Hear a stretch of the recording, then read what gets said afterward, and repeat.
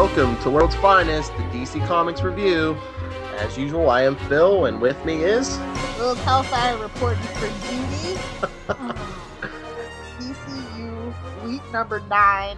It's 5 Wednesdays in a month, so you know what that means.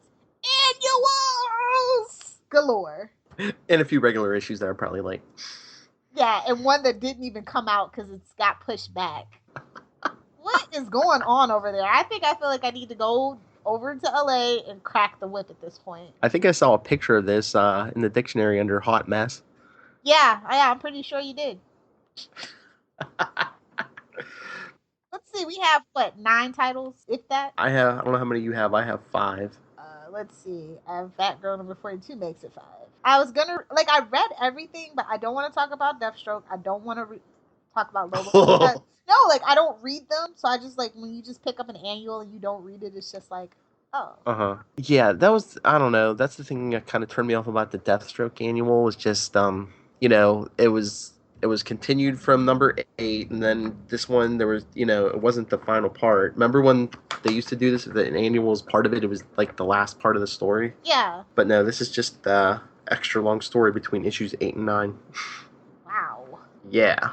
Was it like that with the other one you read? Flash? No, Deathstroke is blatant. In issue 8, at the end of it says, continued in Deathstroke Annual number 1, which was, the next week, this week, and now at the end of this one it says, continued in Deathstroke 9.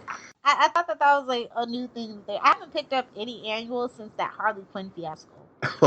What? Which one? Scratch and Sniff? No. Yeah, it was the Scratch and Sniff, wasn't it? Well, they've done a couple specials. I mean, forget annuals. They did the Scratch and Sniff. Didn't they? They were doing holidays, weren't they? Didn't they do I don't know, was there a winter holiday one? I know there was a Valentine's Day one. Yeah, I remember the Valentine's Day one because it was Dick and Babs. I have that limited edition. Where should we start with this hot mess? I don't know, so you don't want to talk about Deathstroke at all? You can talk about it, I just don't want to talk about it, because it's a thumbs down. Okay. See, that's the other thing. From the cover and from the solicits, you would think Superman was going to be in this issue, but basically he was just a hallucination of Wonder Woman's. Oh, yeah. Don't even get me started.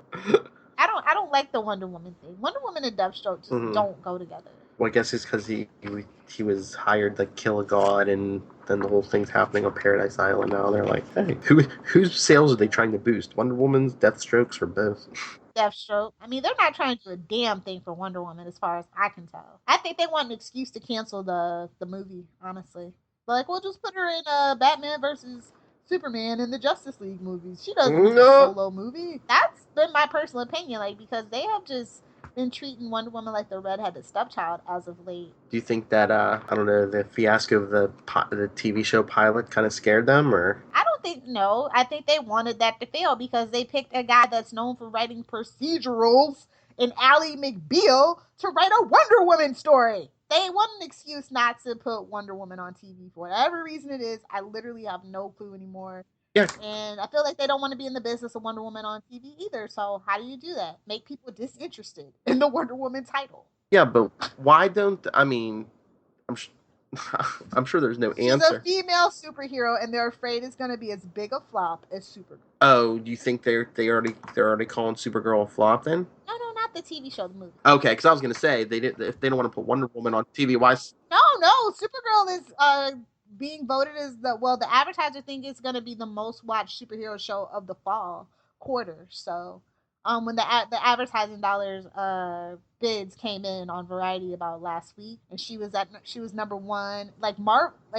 Arrow and all those were down at the bottom, but obviously because they're on the CW and they have a smaller market share. I mean, Supergirl's on CBS, so they're expecting it to be huge. So yeah, I mean, they have a lot of faith in the TV show, definitely. But I feel like, I'll just say it, Supergirl is the TV show nobody asked for. We can't have Superman on TV anymore, and we can't have Wonder Woman, so it's kind of like this weird compromise, I guess. So right now, it's the closest we get to the Trinity. Basically. Arrow, the Flash, and Supergirl, that's our Trinity. Deal with it. Yep. Anyway, tangent alert. Sorry, guys.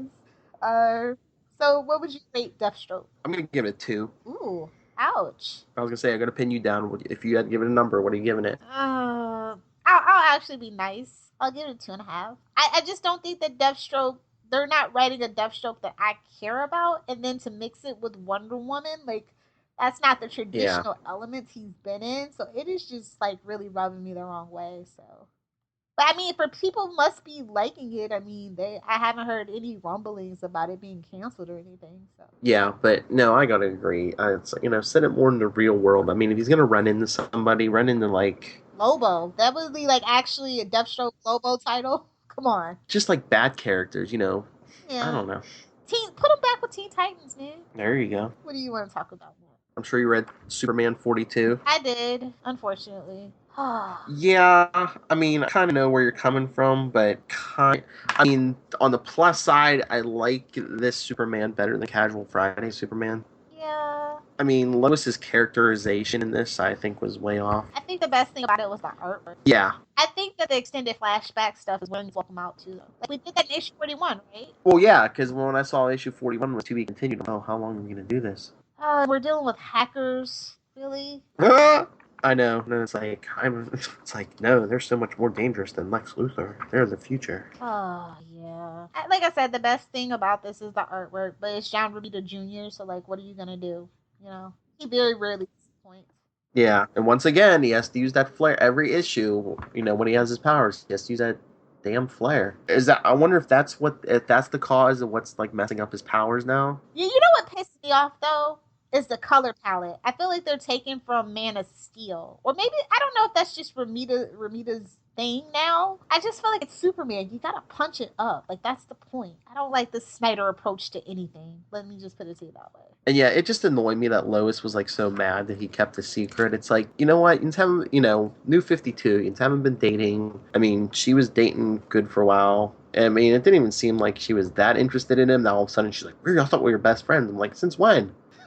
Not in this continuity, honey. Sorry, sweetheart, hit the bricks. I don't know. Like there was supposed to be like a reason why Superman, the main title, was like lingering behind the rest of the Superman books, but it's just like no, it's not. And that bland villain and predictability just was like, really? Isn't this your guys' first time out? Aren't you supposed to be drawing in readers, not pushing them away? I don't know. I mean, maybe it's because of the way that they're telling this story in this non-linear fashion that's just like making it the hot mess that it is. I just honestly don't think they sat down with a clear plan of action, and that's why we're getting what we're getting. I think it's they're gonna come up with a reason where people can say, okay, now I understand why Lois revealed his identity. Okay, before these guys could do it. Okay, because that's not gonna backfire. Is that still really a good enough reason to out Superman's identity, though? Like, I'm so sick of this story. No, I'm not saying it's a good reason, but I'm thinking that's what story-wise, that's the way they're gonna go. I guess. I just couldn't believe. Like, really, hackers? No. What would you give it? 3. Agreed, sir. Oh. I guess you want to talk about Batgirl 42 while we're here? Okay. Since we're just not, like, we're just kind of off the tangent of annuals, just get this other one out of the way. Okay. I thought it was about time that, Jim Gordon and his daughter kind of explore this dynamic. Yeah, but I think my theory was correct because, when he turned off the suit, he's like, yeah, they're monitoring me. They want me to take you all down, and I can't be seen helping you guys. And I was like, dude, why are we still dealing with Livewire? This issue was so like tropey. It's like the quintessential anything that can go wrong with the reluctant team up formula. Just like, oh god. But Barbara did take charge, so I like that. Mm-hmm. Well, I mean, she does have the most experience. How do you feel about the artwork change? I've noticed that it kind of shifted. What do you mean shifted? Like the character designs seem to be a little bit more stylized. Do you think that's just the artist honing her craft, though? Yeah, Barbara Tarr definitely is trying to find her way in this title, I guess. But I think I read somewhere that Cameron Stewart isn't handling the page layouts, which I think is a good thing. I don't mean this in a bad way at all. I like the variety in the panel layouts and stuff. So, and I love the visual gags that they've been doing too. So. Yeah, no, I mean maybe it's just the different page layouts or whatever, but yeah, the art's growing on me more than it did like when this team first took over. Oh god. How do you feel about Gordon finding out about Babs though? Because obviously if you're around our age and you watch Batman the animated series, it was just like, yeah, we always just kind of said Gordon already knew, but he just kind of quietly accepts it. Well, yeah, that the one at the end of that one episode, wasn't he like, I don't want to know, I can't know. Yeah, basically plausible deniability. And I mean, I know it's comic book logic, and she's wearing a mask and everything, but don't you think Gordon would be able to like at least suspect that's his daughter? Yeah, exactly. To quote the Green Lantern movie, Hal, you really expect me not to know it's you? I mean, really? I know those cheekbones anyway. Yeah, and those were friends. I mean, when it's your own kid, I mean, don't you think? So I've always kind of thought that Gordon was a bad father, which kind of attracted Barbara in the back of her mind to kind of seek out and want to be Batgirl. That's just me. but even so, I mean, he's been there most of her life, though. I mean, and then But he's a cop too, and cops, man, once they get like, I don't know if you have any like law enforcement in your family. I happen to, and oh, it's stressful, and they have to unwind, and they deal with the horrors. So they can be a little disconnected from their family, yeah, I guess, but and that's no fault on them. yeah, That's just how I kind of always took that dynamic. yeah, but that's the other. But though, as a cop, I would think he would just be more observant, though. I don't know. I mean, Gordon is wishy washy. They write Gordon very wishy washy, especially in this post New 52 world. So Yeah, there's not much we can count on, honestly. yes, but he's wearing the cowl. He better step up his game. Yeah, definitely. But I thought that the new Gordon family dynamic could be something interesting to explore at the very least, until Bruce comes back. And then, did you see the last page? Of course. Oh, there's a story to it. Well, that's her former roommate, who is a transsexual woman. So, you Oh. know, Marvel and DC did the gay marriage. Now I guess they're going to go this route, which is Oh. fine. I have no problem with it, but I it always smacks to me as them trying to do a gimmick. Like we said, DC YOU. Yeah, I don't. I mean, it's been a big year for that particular set of people. I mean, even like, well, I'll say since Orange is the New Black came out, it's been kind of becoming more and more prevalent, and they're able to talk about their issues in a more receptible way. So I could totally see why they're jumping on. And I don't mean this like disrespectful, but I mean this kind of disrespectfully to DC, Mm-hmm. on the bandwagon of that. It's just like, well, how we say, does every villain, every Batman villain, female villain need to be a bisexual? No, but they probably think it sells. Yeah, it's just the timing is suspicious. Very suspicious. I mean, but I will applaud them for trying. Yeah. I won't take that away. But I did love that they did advertise the old Mega Man because, like I said, I've really been digging it. Oh yeah, that was my other question. You've been reading Mega Man. Did you say they killed off Cal Rayner? Like that's what sets the story in motion. But is he really dead? Because it's a comic book. And I think as the story goes on, we're gonna find out that he's not really dead, and he's gonna join them. What kind of rating would you give Batgirl 42? 3.5. I'll go 3.5. I was balancing between a three and a three and a half. You know what I'm really tired of though? What? Is Babs in her underwear? Like, really? Oh yeah.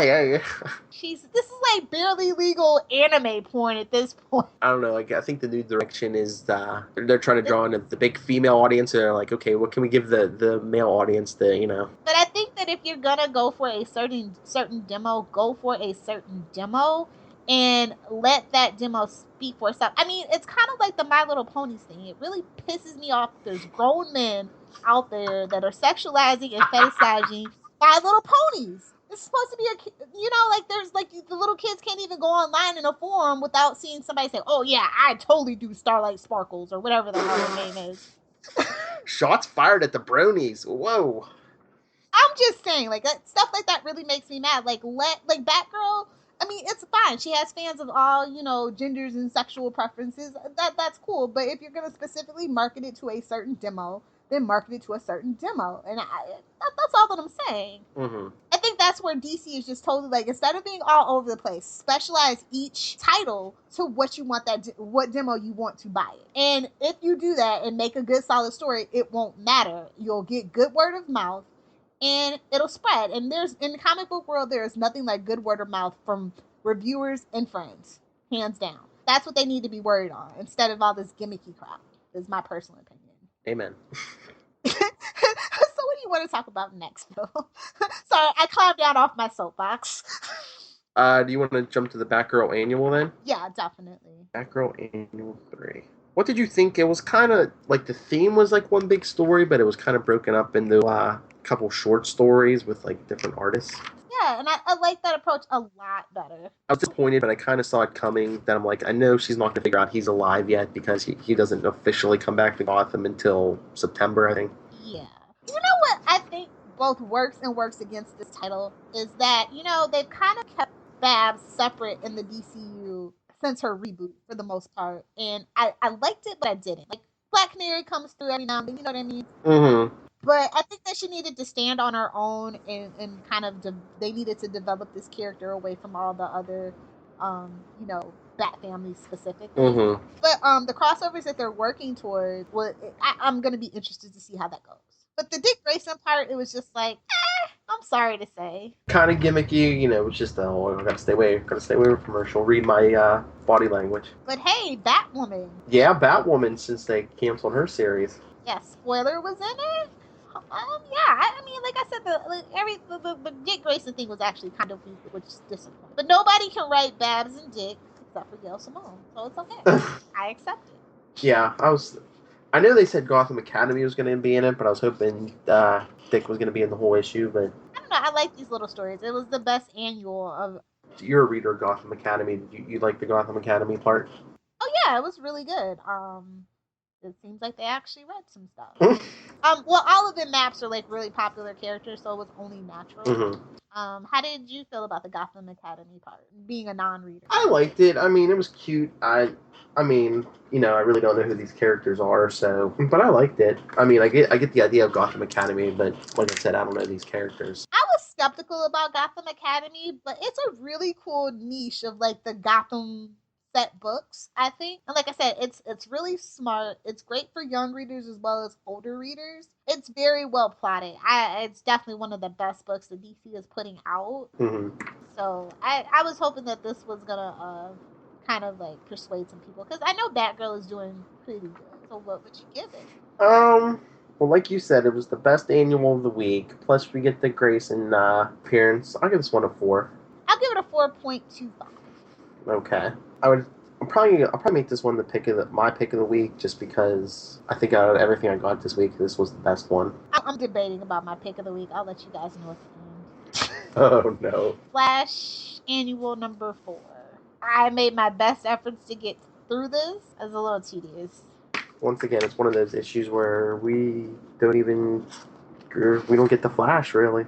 I know, it's just like, what? I guess it's supposed to be the origin of Zoom. I don't know. No offense to like the Flash roles, but they're not as interesting as Batman's. Like, I don't think I really want to spend time with them when the Flash isn't really around. Well, the old version of the ones were pretty good. I mean, I don't know. I really haven't really had much interest in the Flash's Rose and New 52. I like that Zoom is leading the cause, though, at least. Yeah, but it's just they changed the origin, or they even changed who's in some of the identities. I just don't know, why they have to change, leave the same person in the costume, but, if you want to tweak their origin, go ahead. Well, it's a new writer, too, right? Yeah. When you have a loose continuity, and the writers don't want to respect what's come before them, this is what you get. I mean, like, I understand the constraints that it makes for writers, but I think that it makes a writer stronger and having to actually like have a character bible and knowing a character's strengths and weaknesses and making it organic change from that. But yeah, this is written by Van Jensen, who also writes Green Lantern, so. There we go. I think that it was visually underwhelming as well. It wasn't bad. The figure work was awful and the proportions are off. Yeah, who drew this? Bong Dazzle? I swear I've seen his stuff before and it doesn't look like this. Although it's been a couple years, I think.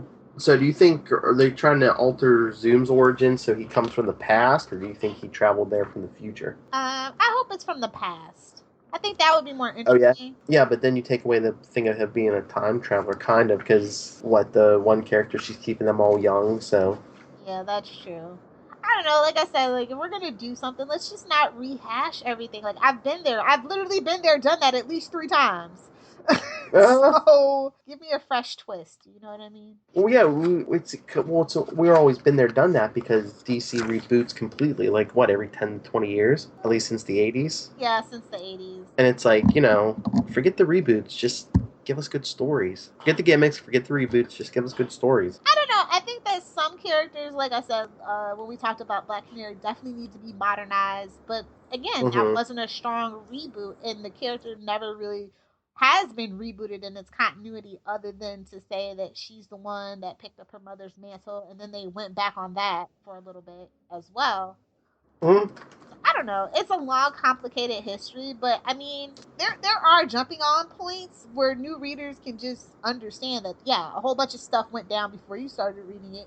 You can go back and read it if you like, but hey, you can also move forward with this character regardless of it. And I don't think I've picked up a title post New 52 that's really like that. They all have their emotional and baggage still. That's just my personal. But yeah, Flash number 4, Rise of the Villains is basically what they should have said. Just I don't know, it was underwhelming for me, especially the artwork when it was really strong in the main title when I read it last week, so it was a little jarring. Yeah. So what would you give this? 3. Oh, that's what I gave it. Oh, we're gonna need that Andrew Dice Clay sample at this point. I wanted to pick up Sandman Overture number 5, but it was Retailers Get It Together. It is a really good title, really great artwork, really good storyline. There's going to be a movie coming, so there's going to be interest. Trust me, it will sell. Then put it on a pull list. If I'm out and I see it, I buy it. That's how this works. I love you're just like, great story, great art, put it on a pull list. I don't like it that much. It's not in the main continuity, so, it's not really that important. Yeah, but didn't we say these days, like, the better stories, the ones not in continuity? I mean, it's just completely separate at this point, though, so. It's just like, oh, it's not really affecting Batman, Superman, Wonder Woman, okay. If I'm out and I see it and the cover's nice, I pick it up. That's just kind of how it goes. What else did you read? Is that it? Are we done? That's it for me. Oh, I have to plug He-Man, The Eternity War number 8. Sorry. That's okay. If it's good, plug it. Really good. You got the Snake Men and the Horde troops burning piles, and it's just like blood and it's guts. It's good. That's my personal shameless plug. It's my pick of the week, and it's not even like a real DC title. But if we had to talk real DC title, I'm gonna actually go with Gotham by Midnight. Okay. I haven't read 8 issues of it. I just picked up the annual. I thought the artwork was fantastic. The story was like this love story, but it wasn't like stupid and gushy. And like since they refused to let the main 7 have girlfriends, this is like the best that I'm gonna get. Okay. No, I really liked it. It sucked me in. It made me want to pick up the issues. Because like I said, there's only 8 of them, so I could really power through that in one bathroom visit. So I don't know. I think I might go back and read it. Very interesting premise. The artwork is great. It's the only 5 that was worthy. Like He-Man was a 4.5. Okay, I was gonna say that wasn't a 5. Because I don't know. They're kind of retconning a few things about the Masters that I don't like. That's just like a personal thing for me. Yeah, I know, but yeah, Gotham by Midnight definitely. You guys might want to give issue number 1 a read, and if you do, please be sure to email us or leave something on the Facebook and let us know. Yes, please. Tell us your thoughts. Are we dead on? Are we crazy? They're like, you're crazy. Well, no, see, this is the difference. No offense, Phil. Between a lot of DC fans and a lot of Marvel fans, they don't call you guys true believers for nothing. Like, a lot of reviewers, I'll read an issue and be like, really? This is, and then I'll go and read some reviews and go, really? Really? Are these paid reviews or nah? And with DC reviewers outside of a certain website that I won't mention, a lot of reviewers are kind of really honest and sometimes brutally honest. And, I'm not even being brutally honest about a lot of this stuff. I'm just, it's very censored. So, like I said, I only criticize because I love DC and I want them to do better. I know about the true believers. I don't mean that in a bad way. It's nice. I mean, I would love, I think a lot of DC fans, and I wouldn't say that they're fair weather fans, not at all. They've stuck through a lot of crap. Mm-hmm. But at the same time, I don't know, sometimes they can't be objective or whatever. I can be very objective. All right, is that it then? I guess I'll plug Gods and Monsters Superman #1. Last week was Batman. This week is Superman. Next week is Wonder Woman. So if you watch the movie and you've read and watched the shorts, pick up the tie-in comic books. They're pretty good. Oh, you did read it? Yeah, I read it. What would you give Superman? This is definitely a 3.5. I mean, most of the stuff I kind of could gather from the movie. Okay. Yeah, the artwork's good and it's a good continuation. It fills in some gaps definitely. Oh. Like I'm needing a sequel like ASAP now. If you want to get a hold of us, you can get a hold of us on our Facebook page, facebook.com/World's Finest Podcast. Go check out the poll we have up right now. The who's your favorite human Green Lantern? Have you checked that lately? No, I was just about to. I voted. I checked. So did I. I checked it today. There's a 3-way tie. Okay, between who? Jon Stewart, Kal Rayner, and Hal Jordan. Come on, go break the tie. And Come on, guys. Nobody voted for the other three. It's in a 3-way tie between those three. So funny. I can't wait till we do the Robin poll. Oh. I might even put in a other where you can answer it yourself in case Dick Grayson isn't your #1 Robin. He's like, yeah, right. Yeah, come on. Be serious, Lilith. Are we going to do all Robins? You're going to put Carrie Kelly and Stephanie Brown in it? Yeah, everybody. Because like I told you, Stephanie Brown's my fave outside of Dick. And she's not even technically canon, which is why they always forget her when they do a reboot. Yeah, well, not anymore. Yeah. All right. You can get a hold of me, nightwingpdp@gmail.com. On Twitter, I'm at nightwingpdp. And Lilith, where can the people find you? Find me on Twitter at Lilith Hellfire. On Tumblr, it's lilithhellfire.tumblr.com. And of course, be sure to check out my blog, which is dedicated to comic books and pop culture, littlepopculturevulture.blogspot.com. And if you want to hear history in the making, listen to the new episode of All New Marvel Roundup where Lilith Hellfire talks about Marvel Comics. You'll be telling your kids you heard it one day. Well, and then for World's Finest, tune in next week as we guide you once again through the DC YOU. And until next time,